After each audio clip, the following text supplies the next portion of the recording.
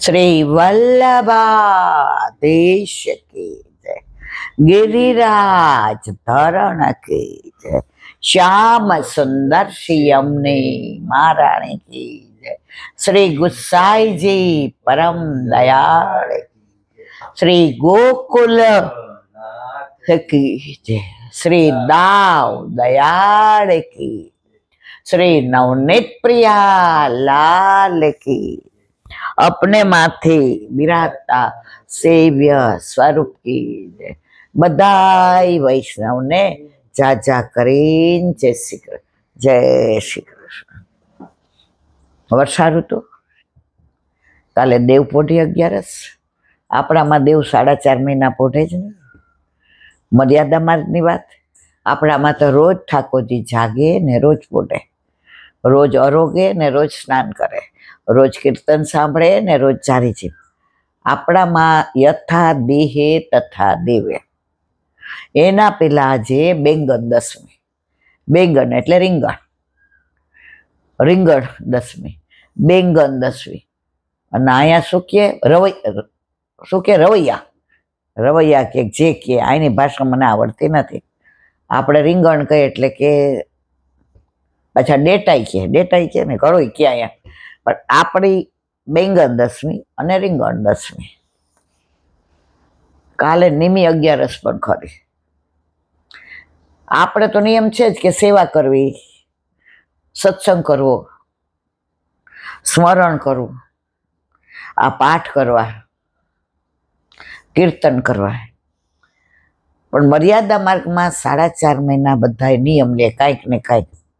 ઘણા એમ કે 4.5 મહિના સોપારી નહીં ખાવું, ઘણા એમ કે 4.5 મહિના 5 માળા કરીશ, વોટેવર। એ લોકો 4.5 મહિના પછી દેવ ઉઠી એકાદશી આવશે, કારતક સુદ એકાદશી, ત્યારે નિયમ છોડે।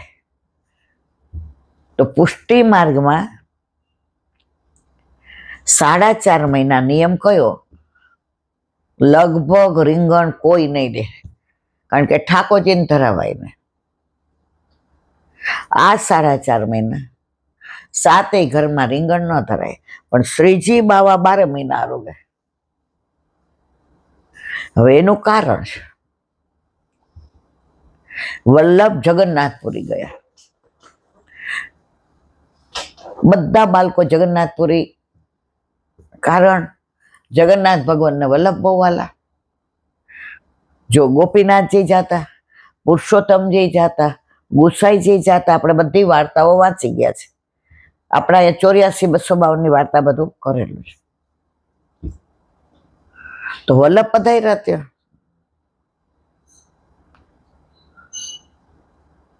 હવે આમ પધારતા હતા દર્શન કરીને, તો બેંગન દસમી હતી એટલે વલ્લભે કીધું હવે કાલથી તો રીંગણ બંધ। ઘણામાં વલ્લભ લખ્યું છે ને ઘણામાં ગુસાઈજી લખે, તો જે ઉપરનો હતો ને એને ઓલું જે રીંગણનો છોડ હતો ને એમાં ભરાઈ ગયું। એ કે વલ્લભ અમારો શું વાંક? આજે બધાય શાક 12 મહિના આવે, તો અમારો અંગીકાર કરાવો ને। હવે 7 ઘરમાં તો ના જ આવે, ત્યારે વલ્લભે કહ્યું કે બધા ઘરને પોતાના અનુકૂળતા હોય એમ કરે, પરંતુ શ્રીજી બાવા 12 માસ રીંગણ આરોગશે। તો આજની તારીખમાં પણ તમે નાથ દ્વારા જાઓ અને પાતર લ્યો તો રીંગણ તો હોય જ, બાકી બધે કાલથી ને 4.5 મહિના સુધી ઠાકોરજીને રીંગણ નહીં આવે। પછી અન્નકૂટમાં પહેલી વાર રીંગણ આવશે, તો આજે બધી રીંગણની સામગ્રી આવે, રીંગણનો ઓળો, ભરેલા રીંગણ, રીંગણના ભુજાના, રીંગણની કઢી, રીંગણનો શીરો, રીંગણનું અથાણું, રીંગણનું રાયતું। આ બધું કઈ બહુ મને આવડતું નથી, પણ ભગવદીઓને ત્યાં અમે જાતા ત્યારે ઠાકોરજીને ધરાવેલું બધું, પણ હોય કેટલું, આટલું આટલું છે. એટલે પેલા થાળી નહોતી, ડીશ ને કટોરાઈ ને પાત્ર અને દૂના. અને સૌરાષ્ટ્રમાં છે ને પીરસે નહીં, ધરું એમ કે, અને આગ્રહ કરે. તો મને યાદ છે બધું આટલું આટલું મૂકે. હવે નાનપણમાં લગ્ન થયા ત્યાં સુધી મારી જિંદગીમાં મેં રીંગણ ચાખેલા નહીં. 3 શાક લગ્ન થયા ત્યારે ખાતી હતી, ભીંડો, ચોળી, બટેકા. ચોથું શાક મને યાદ નથી. જો મારી બા ખીજાણી હોય, ઊભી થઈ જાઓ, કા ભાભુને ઘરે વહી જાઓ અને કા ફઈબાન ઘરે, કારણ કે આ ગોપાલધામ છે એટલા બધા ના ઘર. એટલે 12 સાડા 12 જાઓ એટલે ભાભુ તરત કે અને મારા દીકરાને શાક ભાવે એવું નહીં હોય, એટલે આવ્યો ને બેસ જા. હવે પાછી જબરી કેવી, મને રોટલી ગરમ ન હોય તો હું ખાવ નહીં. ભાભુ ને ફઈબા એ જમાનામાં એવું હતું કે કઈ જુદા જેવું જ નહોતું. ગરમ રોટલી બનાવે, દહીં છાસ વિના તો હાલે નહીં. તો પેલા પૂછું શેનું શાક છે, કે તારા ઘરે શેનું છે, એનું નથી, બીજા બધાને ખબર મને 3 શાક જ. લગ્ન થયા એટલે લીલાબેન એવા ડાયા થઈ ગયા. તો ભગવતીઓના ઘરે જાય ને પાતર આટલી મોટી, અત્યારે તો પાતર એ નાની આવે છે. બધું આટલું આટલું રીંગણ 10મીએ. એ મેં વાત કરી હતી, ઠોસા ગલીમાં ઓલા બેન ઉપર રહેતા હતા, પ્યોર વૈષ્ણવ. એની જિંદગીમાં એને જળ બહારનું નથી લીધું. તો આવું કાંઈ હોય ને એટલે અમને બોલાવે છોકરીઓને કે ચલો યમનાષ્ટક બોલો, પછી કે ચાલો એક ગીત ગવડાવ્યું હતું, મને આ વરસાદનું બરાબર યાદ નથી, પણ એક જ લીટી આ છે. મેહુલો ગાજે ને મોહન નાચતો રે, મેહુલો ગાજે ને મોહન નાચતો રે, રાધા ગોરી હૈયે હરખથી આવ્યા, રાધા ગોરી હૈયે હરખથી આવ્યા, મેહુલો ગાજે ને મોહન નાચતો રે, તાલ મૃદંગ જાજ ડફ બાજતો રે, વાંસળીના નાદ ધીમા ધીમા સંભળાય જો, વાંસળીના નાદ ધીમા ધીમા સંભળાય જો, મેહુલો ગાજે ને મોહન નાચતો રે. આખું અમને ગૌડાવે અને પછી અમને બધા ડાન્સ શીખવાડે. નાના નાના 15, 12, 14 વર્ષ ટાઈમમાં ન થતા હોય એટલે એવાને જ બધાને બોલાવે. અને પછી પાતળ પડે ને તો આવી 15 જાતની સામગ્રી હોય. એટલે હું બેસું જ નહીં, મને ભૂખ જ નથી.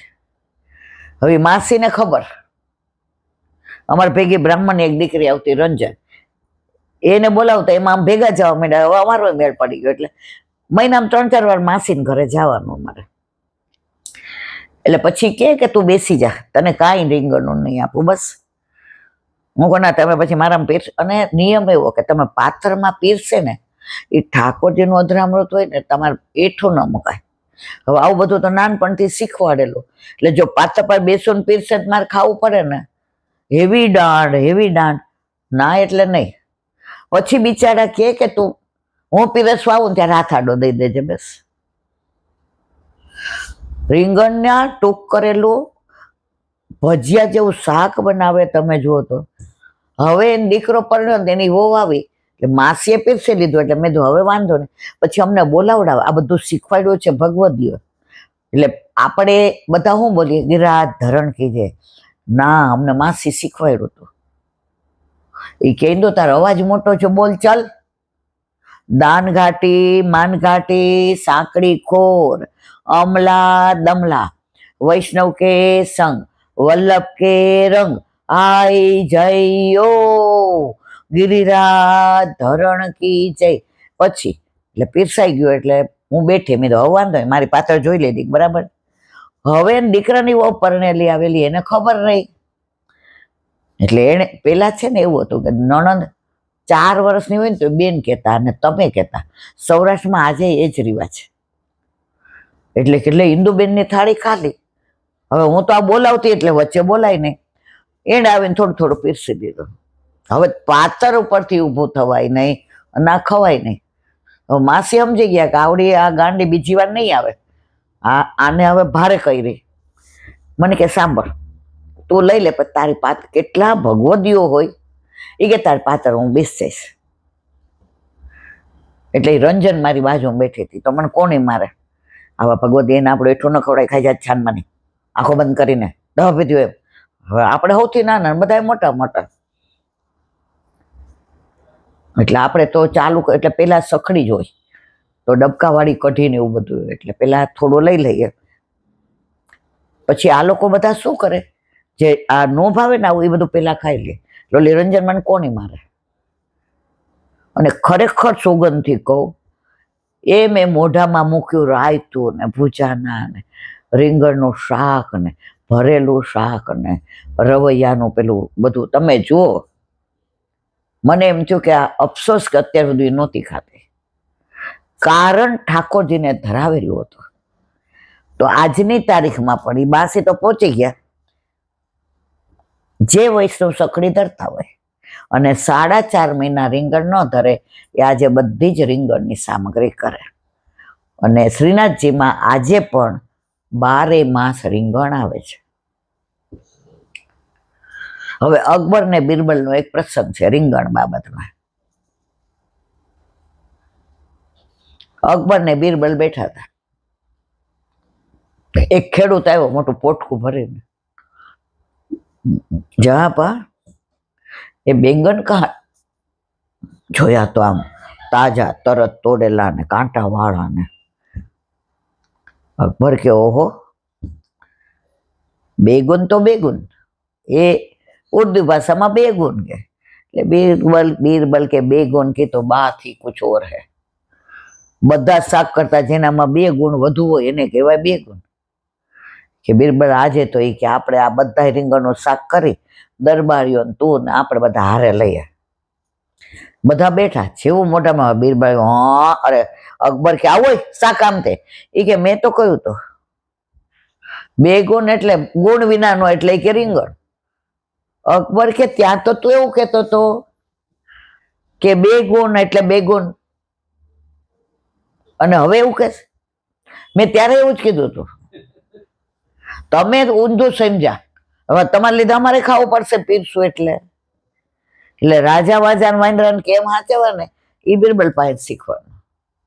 પછી રીંગણની આપણી પુષ્ટિ માર્ગે 84,252 વાર્તા. જો નામમાં ભૂલ થાય ને મારો વાંક, કારણ હવે ઉમર કા તપાજા, નામ ભૂલી જવાય. પુરુષોત્તમદાસ શેઠ હતા, એટલું દ્રવ્ય પ્રભુએ આપ્યું હતું અને એવા ઠાકોરજીને લાડ લડાવે. આજે પણ કાશીમાં પુરુષોત્તમદાસ શેઠના ઘરમાં વલ્લભના બેઠા છે. એ કુવો આજે છે કે નંદ ઉત્સવ વલ્લભે પહેલી વાર કર્યો તો બધા આવ્યા હતા, નંદ યશોદા ને બધા જ, અને બધા કુવામાં છે આજની તારીખ. એ કુવો છે અને બેઠક જે અમે તો 40-50 વર્ષ પહેલા જોયા હતા, એટલે રિયલ રળિયામણા. હવે કેવા છે ખબર નથી.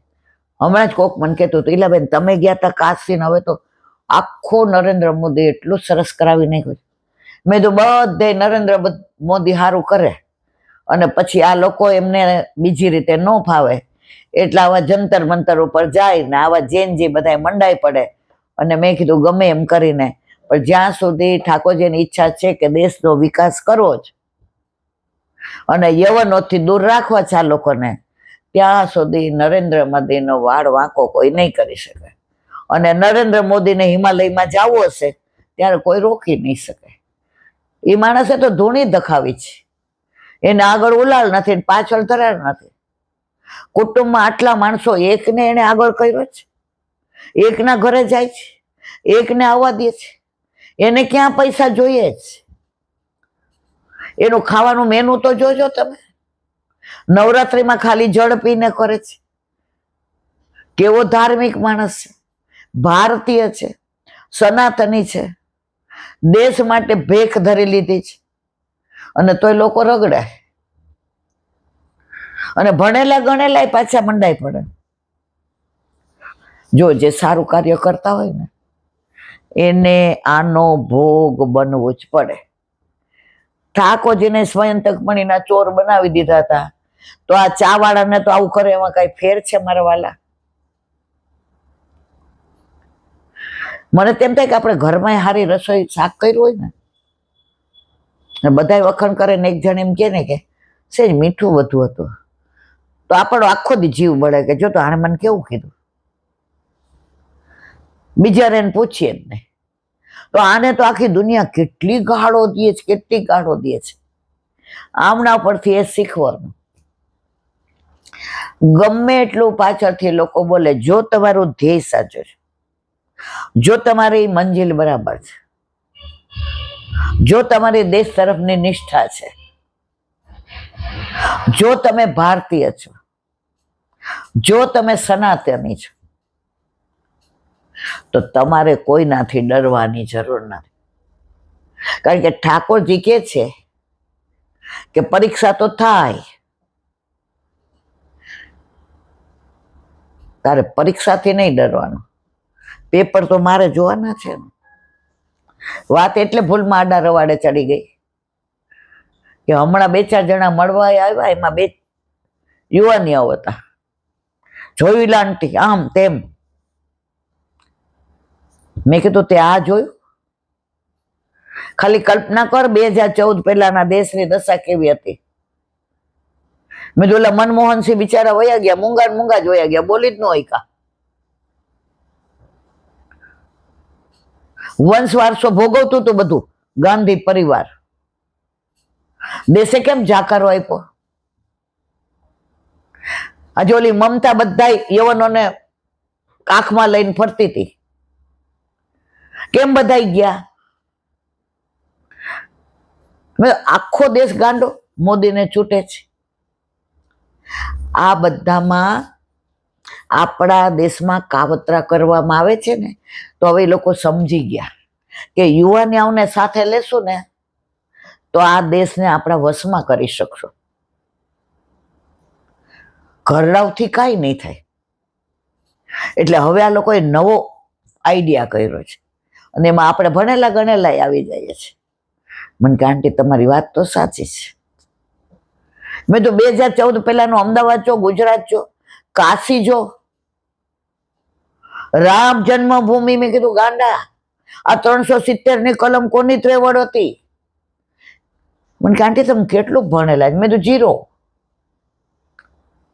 પણ મારા ભારતીય હોવાનો,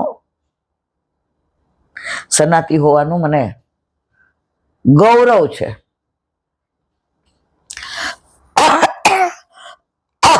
બે ભાઈ રાજી થઈ. ધર્મમાં રાજકારણની જરૂર નથી, પણ જો સાચું નહીં સમજીએ કે સમજાવીએ ને તો પાછા હતા ત્યાં. ધર્મમાં એવું કે છે દુસંગ લાગી જાય ને તો સત્સંગ જતો રહે. એમ અત્યારે દેશ સારા તબક્કામાંથી પસાર થઈ રહ્યો છે. આવો કોરોના ગયો, આખી દુનિયા હારી ગઈ, પણ ભારતમાં કોઈ તકલીફ ના થઈ. આજે ઈરાનનો રશિયાનો યુદ્ધ ચાલે છે. અરે ઈરાન ને અમેરિકાનું, યુક્રેન. આપણા દેશમાં કઈ અસર થાય છે? જેનો રાજા સબળ હોય ને તો દેશ બરાબર ચાલે. કાઠિયાવાડીમાં કહેવત છે, જેનો ધણી નબળો હોય ને એની વહુને બધાય ભાભી કે. જેનો ધણી નબળો હોય એની વહુને બધાય ભાભી કે, અને જેનો ધણી નબળો હોય ને એની વહુને ભાભી કહેવાની હિંમત કોણ કરે? આજે આપણો આ વડાપ્રધાન સબળ છે ને, પણ જ્યારે બહારના કાંઈ ન કરે, હળગાવી હકે ઘરના જ. આ બધી બધાને ખબર છે. એટલે જો અત્યારે પરિસ્થિતિ કેવી બગાડી છે. એટલે વડીલો કહેતા, બેટા ઘર ફૂટે ઘર જાય, બહારના કાંઈ ન તમારું બગાડે, ઘરના જ ફોડે. તો વાત આપણે પુરુષોત્તમદાસ શેઠની કરતા હતા. હવે એના ઠાકોરજીને લાડ લડાવે. મેં એનું કીધું કે રાજાને પૈસાની તકલીફ પડે તો કાશીનો રાજા એની પાસે લેવા આવે. એકવાર કાશી રાજાને તકલીફ થઈ તો પૈસા લેવા આવ્યા. તો પુરુષોત્તમદાસ શેઠ તો આટલી પોતળી વાળી અને ખીરકમાં ગોબર સાફ કરતા હતા. એટલે એના ઓલાએ કીધું ગોવાળીએ કે શેઠ એ કે એને કામ હશે તો આવશે ખીરકમાં. મારે મારી ગાયોનું કામ છોડીને, ગાયો કેવી વાલી, જવાની જરૂર નથી. રાજાએ પૂછ્યું ક્યાં છે શેઠ? આર્યા ઈ કે આટલી પોતળી વાળેલી ગોબર વાળા હાથ ને ઓલું આમ લૂછ્યું એટલે મોઢું બગડેલું. શેઠ જય શ્રી કૃષ્ણ. ગોબર ખૂનતા ખૂનતા કે હા જય શ્રી કૃષ્ણ. એ કે આટલા પૈસાની જરૂર. એ કે મળી જશે. રાજાને એમ ન કીધું આવો કે બેસો કે હા જય શ્રી કૃષ્ણ. આટલી ખુમારી હોવી જોઈએ. તો એમના મામા હતા કે વારંવાર કે હાલ નહીં કે મારો ભેગો ગયા હરાવા, ગયા ગામમાં, ગયા તીર્થમાં બધા હરાવા જાય. આ મા બાપનું જેનું હોય એનું. આપણે તો બધું કઈ ખબર પડતી નથી. ગામવનમાં ગયા કોણ છે? ગયા કુંડ. આપણે ગોકુલચંદ્રમાજી અને મદન મોહનજીનું મંદિર છે ને ત્યાંથી ડાબી બાજુ નીકળો, જમણી બાજુ વળો, 5 મિનિટના રસ્તે. એટલે ઘણા આપણા વૈષ્ણવ હોય ત્યાં જાય, કારણ કે વૈષ્ણવી છે. તો ત્યાં જઈને બ્રાહ્મણને દઈને જે કરવા. આપણા બધામાં પડતા એટલે નથી, આપણને આ બધામાં, કારણ કે અમારા મા બાપ એવું શીખવાડ્યું છે. આપણા ઘરે ઠાકોરજી છે ને એટલે આપણે આ બધામાંથી ક્યાંય આમાં બે આઘું પાછું જ ન થવાય. એકવાર તમે આ બધામાં પડ્યા ને એટલે મને તો યાદ નહીં કોઈ દિવસ કે આ બધું અમે જોયું હોય કે ક્યાંય ગયા હોય કે કર્યું હોય.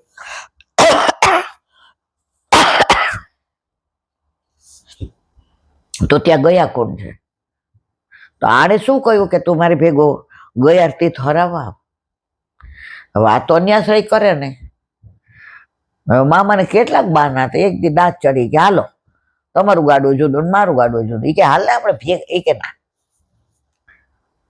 હવે રીંગણ દસમી છે એટલે રીંગણની વાત કરવી છે. થોડેક ગયા, એની દીકરી રૂક્ષ્મણીને કીધું બરાબર ધ્યાન રાખજે આમ. એ કે બાપા ચિંતા કરો માતામાં, પ્રભુ તો મારા પ્રાણથી પ્યારા છે, મારી આંખની કીકેની જેમ સાચવીશ. પણ પુરુષોત્તમદાસ શેઠને કે ચેન ન પડે. 15-20 મિનિટ ગાડું ચલાવ્યું. એનું તો પાછો વયો જાવ. હું શું કરું છું? વળી થોડું ચલાવ્યું તો રસ્તામાં રીંગણનું ખેતર આવ્યું અને રીંગણ ઝૂમે એવા સરસ. એ કે એટલે આ તો મારા પ્રભુને લાયક છે. ઓલાને કે આ બધા આપી દે, પોટકું બાંધી દે, ઓલા બાંધી દે, ન્યોછાવર માગે એનાથી બધું આપી હવાય. મારા પ્રભુને લાયક છે. હવે મામાનું ગાડું આગળ, એના તોરમાં જતા હતા કે વાહ રે વાહ, મારા ભાણુમાં જ ભેગું આજ કેટલા વખત કેતો તો આવે છે. ઓ બાપા, આણે વાયડું ગાડું પાછું.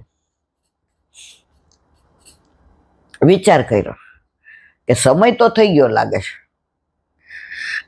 પણ મારા પ્રભુ મારી રાહ તો જોતા હશે. અહીંથી જઈને કહીશ કે પૂરી બનાવ, ઠાકોરજીને પૂરીને રીંગણનું શાક. રૂક્ષ્મણી તો અનુસર થઈ ગયા હતા, ટાઢા પડ્યા હતા. એ કે ઉભી થા, પૂરીને લોટ બાંધ. એ કે કેમ?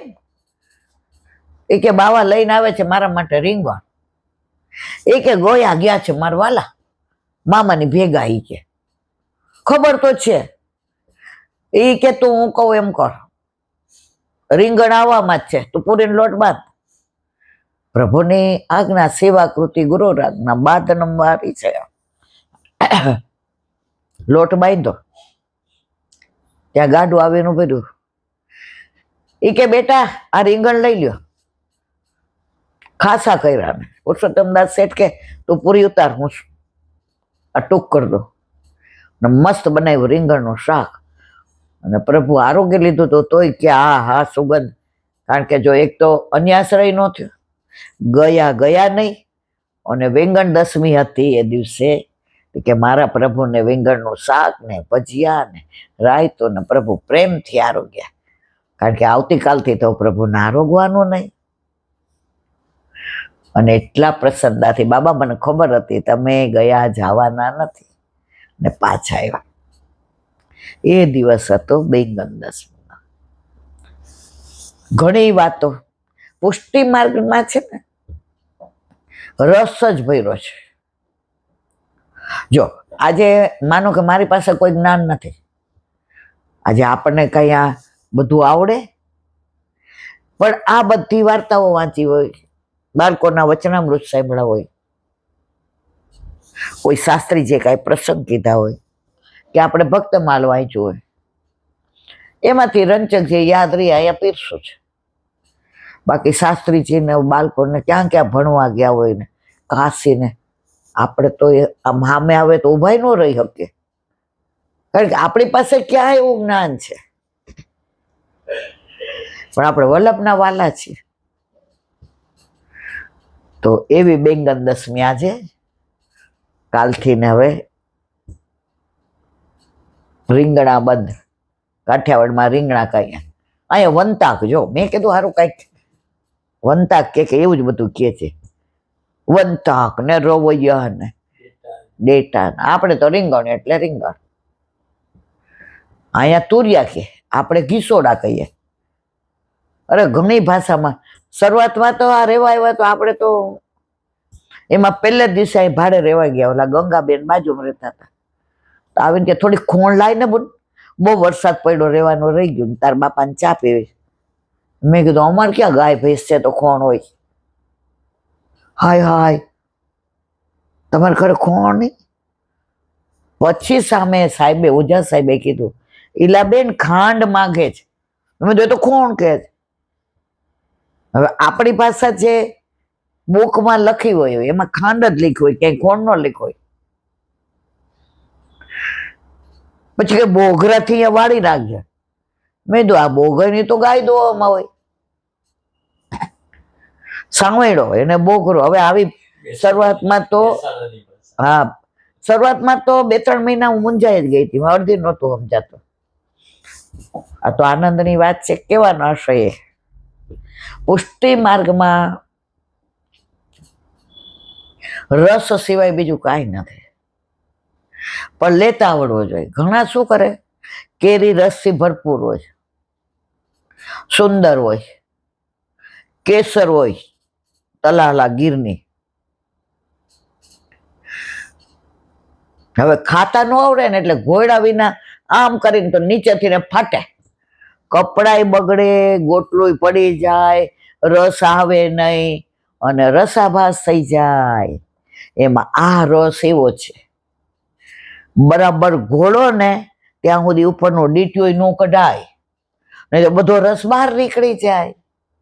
એમ પુષ્ટિ માર્ગમાં બરાબર પેલા બધું સમજવું પડે,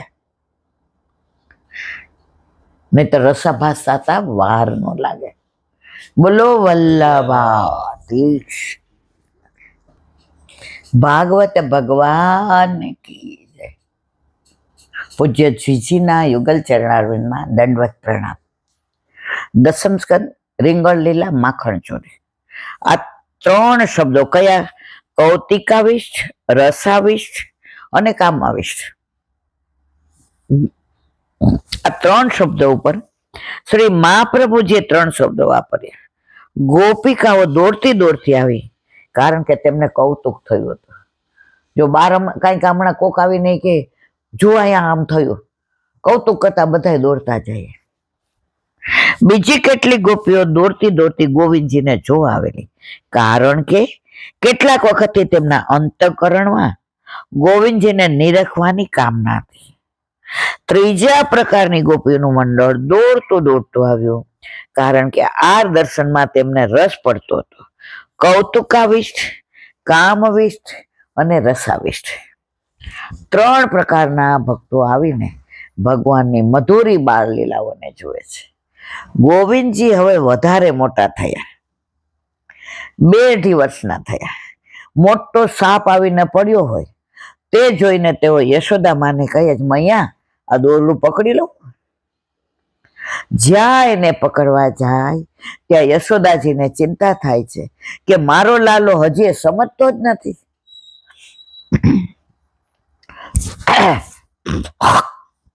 શ્રી સુખદેવજી કહે છે, રાજન, યશોદા માની સ્થિતિ હવે એવી થઈ ગઈ છે કે નથી ઘરમાં રહી શકતા કે નથી બહાર જઈ શકતા.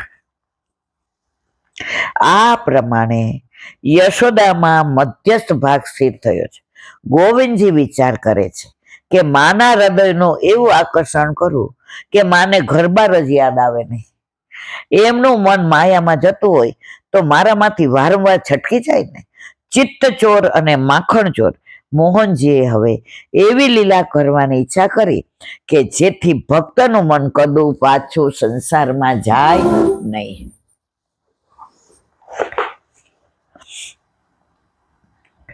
શ્રી સુખદેવજી હવે ભગવાનની માખણ ચોરી લીલાનું વર્ણન કરે છે. વત્સાન મુંચન ક્વચિદ સમયે ક્રોશ જનતા થાસ સ્થેયમ સ્વાદ દધિપય કલ્પિતે સ્થેય યોગે મરકાન ભોક્ષન વિભજતી સ ચેન્નાતી ભાંડવ ભિન્નતી દ્રવ્યાલાભે ચ ગૃહ કુપિતો યાદ પુકોસ્તોફન ટોકાન. સુરદાસીએ પ્રથમ માખણ ચોરીનું લીલાનું વર્ણન બહુ સુંદર કર્યું છે. શ્રી નંદ નંદન યશોદામાની ગોદમાં બિરાજે છે. યશોદાજી મંગળા સમયે માખણનો મોટો પેંડો લઈ મોહનજીને અરોગાવે છે. લાલાએ માખણનો એવો ચટાકો પડ્યો કે તેમણે દૂધ પીવાનું છોડી દીધું. તેમણે કહ્યું, મૈયા હવે હું દૂધ નહીં પીવું, હું માખણ જ ખાઈશ. માં પૂછે છે, કનૈયા તું માખણ ખાઈશ તો દૂધ કોણ પીશે? ગોવિંદજી કહે છે, માં બીજા બાળકોને દૂધ પીવડાવી દે, હું તો માખણ જ આરોગીશ. લાલાને માખણ ભાવે રે, લાલાને મિશ્રી ભાવે રે. ત્યાં દાવજી મહારાજ દોડતા દોડતા આવ્યા. ગોવિંદજી કહે, દાદા મૈયાને સમજાવો ને, તે માખણ નથી ખવડાવતી. બંને બાળકોએ યશોદાજી ઉપર આક્રમ કર્યો. એકે નાક પકડ્યો અને બીજે ચોટલો પકડ્યો. આ કીર્તન છે. શું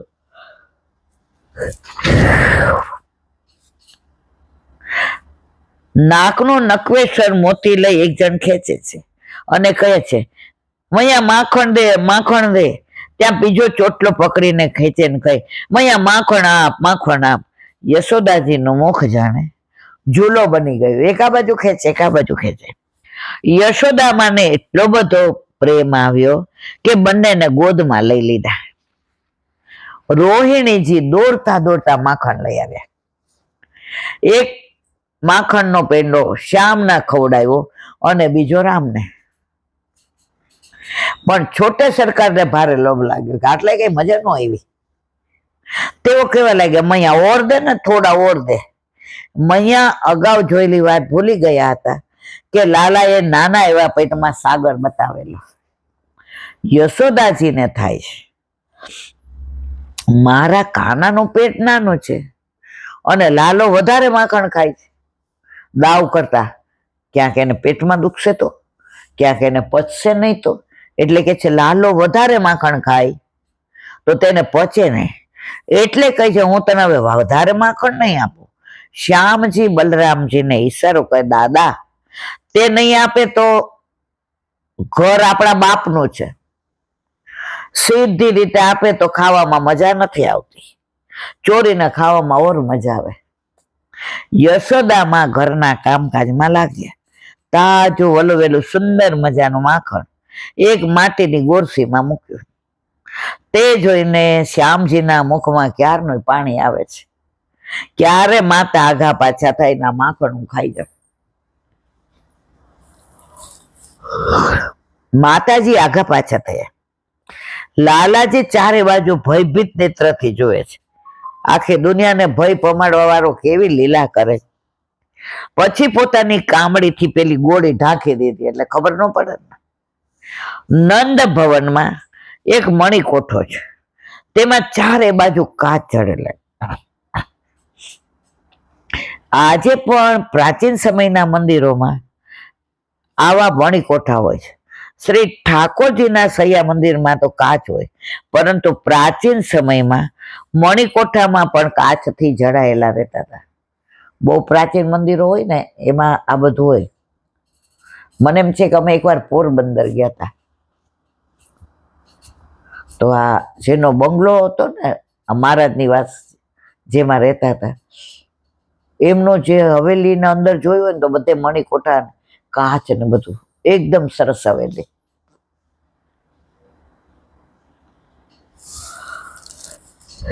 ગોવિંદજી મણિકોઠામાં ગયા, બારણું બંધ કર્યું, સાથે કામળમાં ઢાકેલી પટકી પર લઈ ગયા. તેઓ મણિકોઠામાં એકલા હતા. તેમણે વિચાર કર્યો, હવે અહીંયા મને કોણ મારવાનો છે? નિરાંતે માખણ ખાઈશ. કાનજી બહુ મુગ્ધ છે. ગોળી ઉપરથી કામડી ઉઠાવી, ગોળીમાં જમણો હાથ નાખ્યો, બરાબર પલાઠી વાળીને બિરાજ્યા છે. સામે દર્પણ હતું. હાથમાં ઉઠાવેલો માખણનો લોંદો મુખમાં મૂકવા જાય ત્યાં અરીસામાં પ્રતિબિંબ દેખાયું. તેઓ ગભરાઈ ગયે. મનમાં વિચાર કર્યો, આ વળી કોણ આવ્યો? તેમણે પૂછ્યું, અરે લાલા, તું ક્યાંથી આવ્યો? લે થોડું તું ખાઈ લે, પણ માને કહેતો નહીં. હાથમાં લીધેલો લોંદો અરીસા પર લગાવી દીધા. પ્રભુજીએ માન્યું કે પેલો ખાઈને ભાગી જશે. ફરી પાછું માખણ લીધું, ત્યાં બીજી દિશામાં બીજું પ્રતિબિંબ દેખાય. તે લોંદો તેને જ ચોપડો, લે તુંય ખા, પણ માને કહેતો નહીં. ત્રીજી બાજુ તો ત્યાં પણ દેખાયું. શ્યામજી વિચાર કરે, એકે સાથે આટલા બધા ક્યાંથી આવી ગયા? આમ અરીસા ઉપર માખણ લગાવતા લગાવતા તેમના માટે તો બહુ થોડું જ રહ્યું. એટલું માખણ ખાધું તો ખરું, પણ પેટ ભરાયું નહીં. ચોરીના માખણમાં ચટાકો પડ્યો. તેમણે મનમાં નક્કી કર્યું કે માં આપે તો એવું ચોરીને ખાવાનું. ચોરીને ખાવામાં જે મજા છે ને, એ ડાયરેક્ટ મળે એમાં મજા નથી. અને આપે તો એવું ચોરીને ખાવાનું. જેના પર ભગવાનની કૃપા હોય ને, તેને જ તમે આપો કે ના આપો, તે પોતાના ભાગની વસ્તુ મેળવી લે છે. માખણ ચોરી લીલાનું આ રહસ્ય છે. પ્રભુ તેને પોતાનો કરીને માને છે. એને ઊંડાણમાં મૂકેલી વસ્તુને પણ પ્રભુ ચોરી કરીને લઈ જાય છે. આ ચોરી નથી, આ તો કૃપા છે. સામાન્ય કૃપા નથી, મહৎ કૃપા છે. મોહનજીએ નક્કી કર્યું કે હવે તો મૈયાનું માખણ ચોરીને જ ખાવાનું. બોલો વલ્લભાધીશ. વ્રજ વિહાર.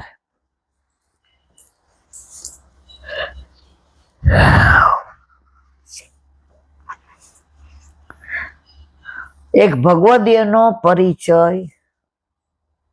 પૂજ્ય નવનીત પ્રિય શાસ્ત્રી એમના દાદાનો આપણને કે આ વૈષ્ણવ કેવા હતા, કેવા હશે વૈષ્ણવ કે નવનીત પ્રિય શાસ્ત્રી એનો આછો એવો અછડતો ખ્યાલ આપણને આપે છે. પૂજ્યપાદ પરમ ભગવદીય દાદાજીના અંતરવાસી સેવારત સવિતાબેન શાંતિલાલ પરીખના લેખનમાંથી સંક્ષિપ્ત. કેવા હતા તે ભાઈ? ગુણગાન તેમના કેટલા ગાયે. તેઓ પરમ ભગવદીય દેવીજીવ હતા. ખેડા મંદિર બેઠકમાં તેમણે ખૂબ સેવા કરી. સેવા, રીત, શ્રૃંગાર, વસ્ત્ર, સામગ્રી, કીર્તન વગેરેના યોગ્ય ક્રમ સમન્વયનો તેમને ખૂબ જ જ્ઞાન હતું. તાર સ્વરે ઉચ્ચ કંઠે તે કીર્તનો કરતા. અવાજ તો ભાગોળે પહોંચે. પહાડી રાગ છતાં મધુરતા તેમાં છલકાય. સંગીતનું પણ તેમને પૂરું જ્ઞાન. નાનપણથી ગરીબાઈમાં તેઓ ઉછરેલા. ખૂબ સાદા છતાં ખૂબ ઉદાર, ખેડાના હોવા છતાં અમને તેમનો સવાસ ખૂબ મોડો થયો. તે અમારા કમભાગે. મારા પતિ તો તેમના પર વારી જતા. 20 વર્ષના પરિચયમાં પણ લાભ તો થોડો જ લેવાયો. અમે તો સૌ તેમને ભાઈ કહેતા. પાછળથી સંબંધ ગાઢ થયો હતો.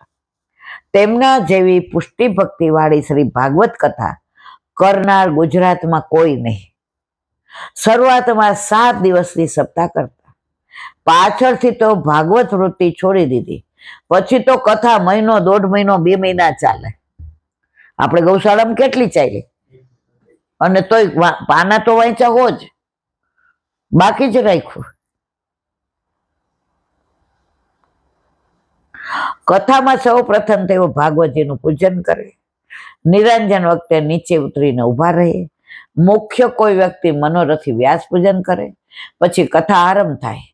પછી પૂજન કે અવાજ કાંઈ ન થાય. પ્રભુના ગુણગાન કરતા તેમના મુખમાંથી જાણે અમૃત ઝર્યા કરે. ગુણગાન કરતા તેમના મુખમાંથી અમૃત ઝરે, જાણે પીધા જ કરીએ. પછી જાણે કઈ બાકી ન રહે. પણ આપણા જેવાના સમજ અને આચારમાં ઉતરવું સહેલું. શું આ બધું સહેલું છે? તેમણે તો ઘણું આપ્યું. જેના પર પ્રભુની કૃપા હશે, જેવું ભાગ્ય હશે તેવું ચીલાશે. જો કથામાં હજારો માણસ બેઠા હોય, કોઈને આખી કથા યાદ હોય, કોઈને અમુક પ્રસંગ યાદ હોય, કોઈને અમુક કીર્તન યાદ હોય, અને કોઈને ઊંઘ ઘરે ન આવતી હોય, તો અહીંયા આનંદથી ઊંઘી ગયા હોય. ને ઘણા મોબાઈલ જોતા હોય, ઘણા એકબીજા વાતો કરતા હોય. વચ્ચે એકવાર આપણે ક્યાં ગયા હતા, એક બેન સિંગ ચણા લાવ્યા હતા. તો ચણાના સિંગના ફોતરા ઉડાડે, નીચે નાખે. એટલે મને એમ કે ખાતા હશે. આખી કથા મેં હમણાં એ કર્યું, અને ડબ્બો ભર્યો. એટલે મેં કીધું આ ફોતરા અહીંયા નહીં ખા. મને કે ઘરે ટાઈમ નથી મળતો, એટલે અહીંયા અઠવાડિયામાં બધું થઈ જશે. અમારે જવું શીલાબેન વર્લ્ડ ટૂર કરવા. એટલે મારા વરને એ કહે કે ભૂખ લાગે ને કાંઈ ન હોય ને તો સિંગ, પણ એને છે ને તમે તૈયાર મળે લાવતા, એ ઘણી વાર ખોરી આવે. એટલે ઘણા આઈ કરતા હોય, અને ઘણા ગોથે જ રાખે, ઘણા ભરે રાખે, ઘણા મોતીનું કરે. એટલે કથામાં તો વાત ન કરો તમે. અને ઘણા કોઈ આવે ને સાડી જોતા હોય, ડ્રેસ જોતા હોય, અજાણે નહીં પૂછે ક્યાંથી લીધો, કેટલા ના આવ્યો, સરનામું છે, મારા મોબાઈલમાં સેવ. અલા ભાઈ, અત્યારે પ્રભુની લીલાનું અનુસંધાન કેવું ચાલે છે. મને એટલે જ કથામાં પાછળ બેસવું ન ગમે. પહેલા બેઠા હોય ને એટલે દેખાય. હવે વિડીયો ને એવું બધું આવ્યા. જ્યારે જીજીની કથા અમે સમથેશ્વર મહાદેવમાં સાંભળી, એ ગ્રાઉન્ડ છે એમાં, અને બીજી હું post master university post office હતી, ત્યારે મને અમારા સાથી અહીંયા અમને કીધું તમારે પોસ્ટ ઓફિસ અહીં ચલાવવાની. મારા ભા ચલાવે, અને ત્યારે સાંભળે. ત્યારે આવું કાંઈ નહોતું. ત્યારે કથા સાંભળવાનો બહુ આનંદ આવતો હતો, પણ કોઈ આગળ બેહવા નહોતું દેતું.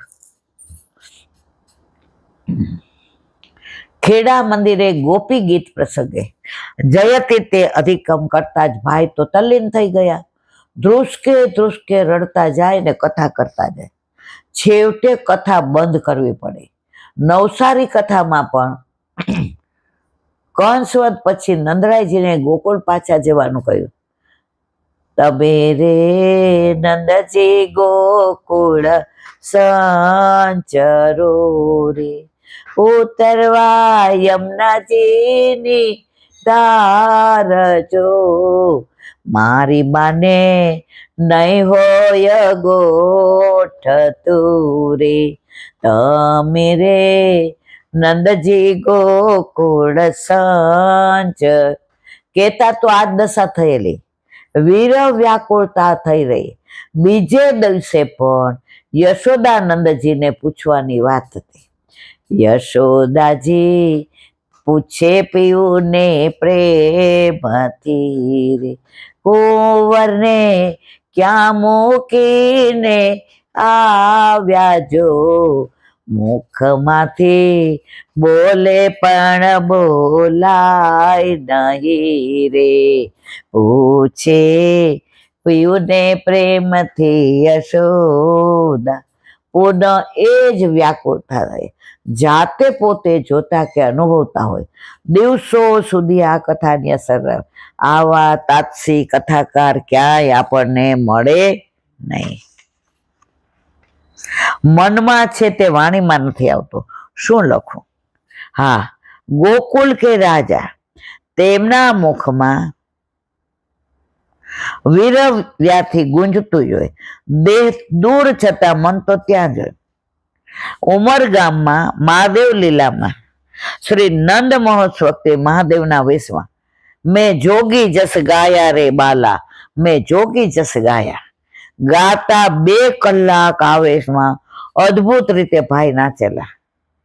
ખેડા મંદિરે તો તેવા વેશ વગર પણ આવેશા માત્રથી ખૂબ નાચેલા ભાઈ, રાચેલા છે. કેટલું લખાય, પુસ્તકો ભરાય, મને લખતા આવડતું નથી. મારા પતિના હરિશરણ પછી પરમ પૂજ્ય ભાઈના સાનિધ્યમાં જે સાંત્વન, સન્માર્ગ, સેવા, સ્મરણ, સુખ મળ્યા, છેલ્લા 10 વર્ષથી તેઓ ગોકુળ રહ્યા. ત્યાં પણ મને લાભ મળેલો. જીવન જીવતા, ભૂલોમાંથી બચતા, પ્રભુને અનુકૂળ રહેતા તે શીખવતા. 96 વર્ષ તેઓ જીવા. મારું તો મન જ ધરાતું નથી. જાણે સામે બેઠેલા ભાઈ ખસતા જ નથી. આ 8 કલાકનો નિત્ય નિયમ તે કરતા. 300-400 સર્વોત્તમજીના પાઠ કરે. રોજ 2 વાગે રાત્રે ઉઠે. તે તો નિકુંજમાં ગયા. તેમના સત્સંગમાંથી જીવનમાં અમે કાંઈક લાવીએ તેવા આશીર્વાદ અમને વરસાવે. બોલો વલ્લભાધી. આવા ભગવદીઓને વાંચીએ તો આપણે એમ થાય કે આપણામાં તો રંચક નથી. આપણે તો ખાવું ને પીવું ને હોઈ જવાનું ને. અરે મારા વાલા,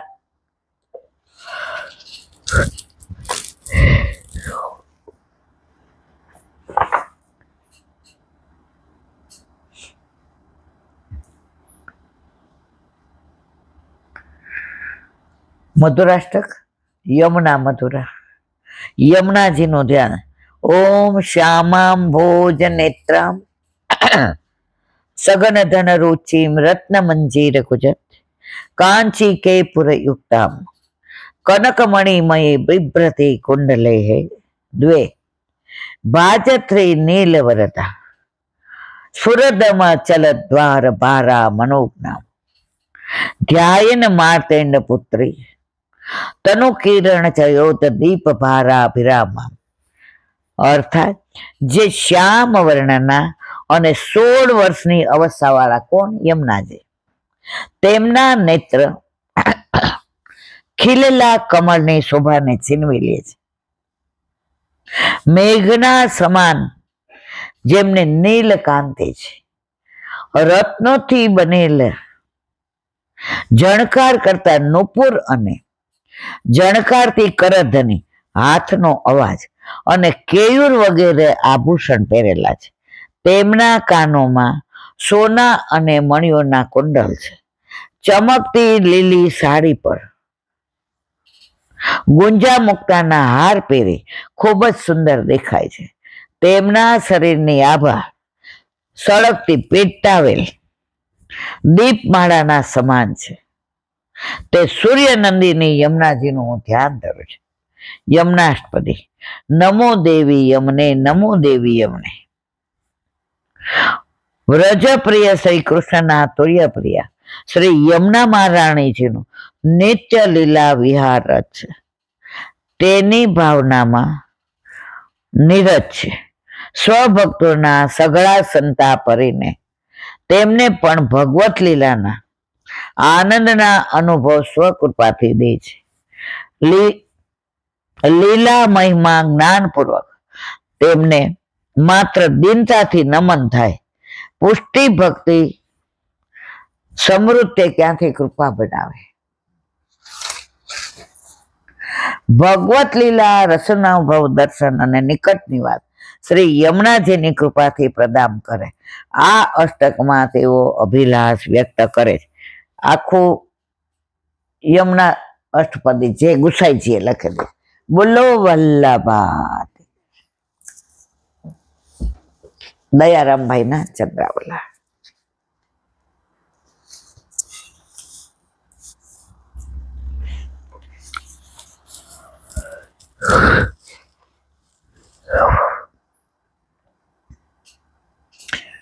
કાલે આપણે આ જોઈ ગયા એવો માર્ગ શ્રી વલ્લભ વર્ણો રહી જ્યાં પ્રવેશ નહીં વિધિ. હવે ગીતામાં કે છે સર્વધર્માન પરિત્યજ્ય મામેકમ શરણમ વ્રજ અહંત્વા સર્વ પાપેભ્યો મોક્ષે સ્વામી માસુ છે. આ શ્લોકમાં ભગવાને અર્જુનને કહ્યું તું બધા ધર્મો છોડીને એક મારે શરણ આવી જા, હું તને બધા કર્મોથી મુક્ત કરીશ, તેમજ કોઈ પણ પાપનો ભય તને રહેશે નહીં, તું કૃતાર્થ થઈશ, તેમાં કોઈ સંદેહને અવકાશ નથી. પ્રભુને શરણે જઈ સેવા કરવી આવો અર્થ નીકળે છે. જેને માથે ધણી છે સમર્થ તે પૂર્ણ કરે છે અર્થ. આપણા માથે આપણા ઘરે બિરાજતા આપણા ઠાકોરજી આપણા સમર્થ ધણી છે, પછી બીજા શરણે જઈએ. આપણા ઘરે કામધેનું ગાય હોય ને આપણે બાર ઓલા બળદને દોવા જઈએ એના જેવી પાડા દોવા જેવી વાત છે. દ્રષ્ટાંત 252 વૈષ્ણવની વાર્તા 95 એક ડોશીની વાર્તા. આ ડોશીમાં શ્રી ગુસાઈજીના સેવક હતા. શ્રી બાલકૃષ્ણજીનું સ્વરૂપ સેવા તેને પધરાવી આપ્યું હતું. સેવા છોડીનું ચિત્તે ક્યાંય લાગે નહીં. સેવાના અનવસરમાં તે નામ સ્મરણ કયા કરતી. માર્ગની રીત મુજબ તે સમય તાપ ક્લેશાત્મક ભાવ રાખી વ્યતીત એને બીજા સેવાય સતત સેવા સ્મરણ સત્સંગ, કોઈનો સંગ નહીં, ક્યાંય જાવું નહીં.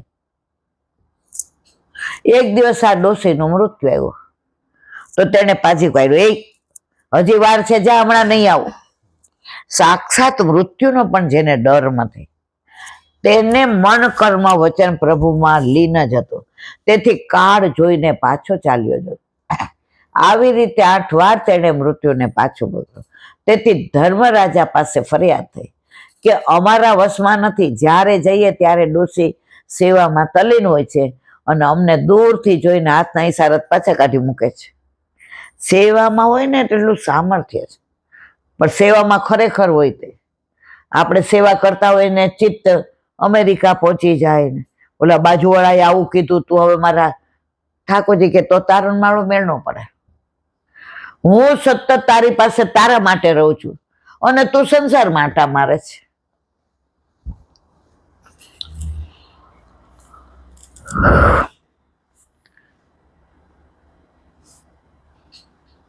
હુકમથી હું ત્યાં જાઉં તે પાછો કાઢે છે. 8 વાર પાછો કાઢ્યો. આ વૈષ્ણવનું સામર્થ્ય જો. આમ ચિત્રગુપ્તના એમાં પણ ખોટા ઠરે. હવે કહો આમાં શું કરવું? તેના શરીરમાં દિવ્ય જ્યોતિ દેખાય છે, પાસે જવાની અમારી હિંમત નથી. ધર્મરાજા સાંભળીને થોડો વિચાર કરીને કહે, જાઓ, ત્યાં જવાની જરૂર નથી. ચિત્રગુપ્તનું લેખું તો ક્યારનું પૂરું થઈ ગયું. તે તો પોતાની ઈચ્છાએ દેશ છોડશે, કોઈનું માનશે નહીં. કારણ કે તે તો ભગવત ભક્ત છે. ભગવત ભક્તો મૃત્યુના માથા ઉપર પગ દઈને ભગવત લીલામાં પ્રવેશ કરે છે.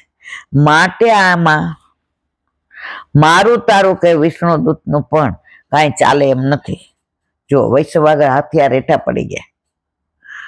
તેથી સ્વર્ગ અને નર્ક બંનેના પાર્ષદો ત્યાં નકામા ઠરે છે.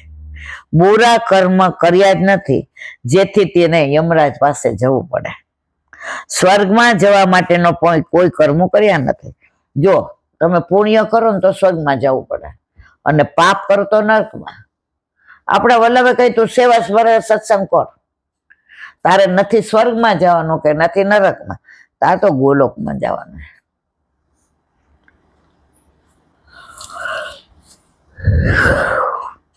સ્વર્ગમાં જવા માટેના પણ કોઈ કર્મો કર્યા નથી કે જેથી વિષ્ણુદૂત ત્યાં જાય. ભગવત ભક્તો પોતાની ઈચ્છામાં આવે ત્યારે નામ સ્મરણ કરતો કરતો દેહ છોડે છે. આ વાત સાંભળી યમદૂત શાંત થઈ ગયા. હવે આમાં આપણું કાંઈ હાલશે નહીં. તત્વ રૂપે અત્રે દોષિત શ્રી ગુસાઈજીના પધારવાની રાહ જોતી હતી.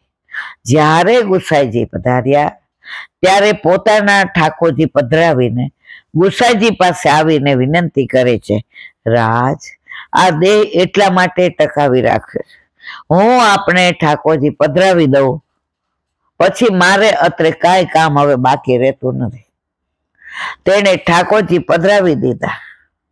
ત્યારે જ નિશ્ચિંત બની અને આ દેહનો ત્યાગ કરી ભગવત લીલામાં પ્રવેશ કર્યો.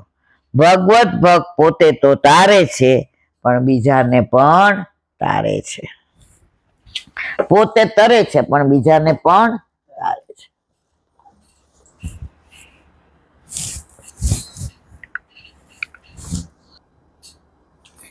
વલ્લભાધીશ કી જય. સુબોધિનીજીનું પાન વલ્લભ કરાવે તો થાય. આને સ્પર્શ કરો, આપણા બસની વાત નથી. ભાગવતના અંગ તરીકે કહેવામાં આવે. તેથી વક્તાનો અધિકાર સિદ્ધ ન થતો હોય તો મધ્યમ પ્રકરણ આ કાલે આવી ગયું છે. મધ્ય પ્રકરણના પણ ચોથાથી છઠ્ઠા આવી ગયું છે. ઉત્તમે પ્રશ્ન એવા દેશકંદે સ્રોત અધિકાર કૃત સ્પષ્ટત્વાન વિશેષણ વક્તૃકાધિકારિકા સામાન્યમં કથમે કોત્વૈ વોક્તવા સુખ અતોધ્યાદ્વયમ પ્રોક્તમુત્તરે સુચિતમ પરમ સંપૂર્ણનેવ સર્વેષામુત્તરમ સંભાવિષ્યતિ. ઉત્તમ અધિકારના પ્રકરણમાં આ સ્કંદના 7માંથી 19 સુધીના 13 અધ્યાયોથી શ્રોતા પરીક્ષિતનો અધિકાર દર્શાવેલ છે. વક્તા સુખનો અધિકાર તો સ્પષ્ટ હોવાથી અહીં ખાસ કહેલ નથી. તેથી આ સ્કંદમાં શ્રોતાનો અધિકાર જણાવતા માત્ર પ્રશ્ન જ કહેલ છે. આ પ્રશ્નનો ઉત્તર બીજા સ્કંદમાં અધ્યાયથી સુખ આપશે અને તેટલાથી તેનો વક્તા તરીકેનો અધિકાર સિદ્ધ થશે. જો 3 છે ને, હીન, મધ્યમ અને ઉત્તમ. હીન કોણ? સૂતજી ને સૌનક.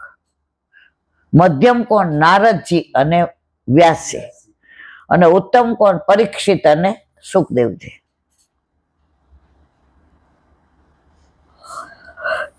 બીજા સ્કંદથી સામાન્ય રીતે શ્રી ભાગવતના અંગો સુકે કહેલા છે અને પહેલા સ્કંદના પહેલા અધ્યાયમાં સામાન્ય પ્રશ્ન 1 તથા 2 અને ભગવાન સંબંધી ખાસ એવા 2 પ્રકારના પ્રશ્નો હોવાથી સુકે 2 સ્કંદ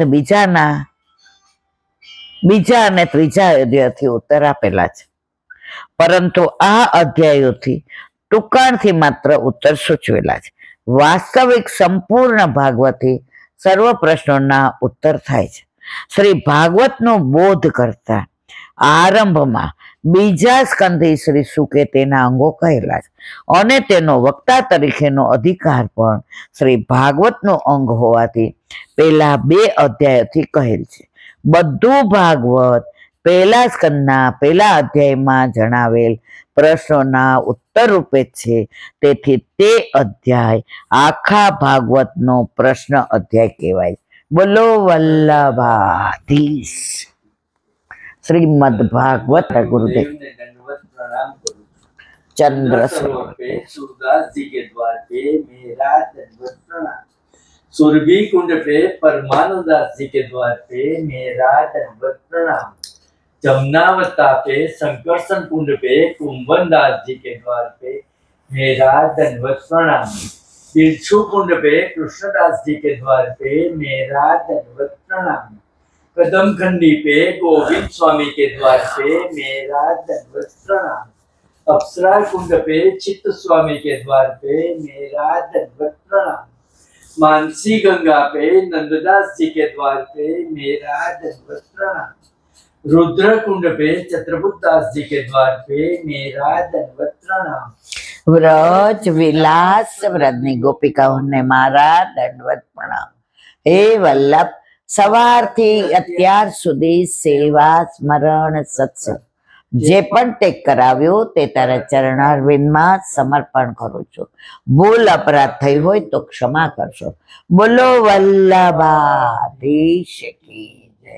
દ્રઢ ચરણ કેરો ભરોસો દ્રઢઈના ચરણ કેરો શ્રી વલ્લભનક ચંદ્ર છટાબીન સબ જુગ માય અંધેરો ભરોસો દ્રઢઈના ચરણ કેરો સાધન ઓર નહીં આ કલી में જાસો હોય નિવેરો સુર કા કહે ત્રિવિધ આંધરો વિના મૂલ કો ચેરો ભરોસો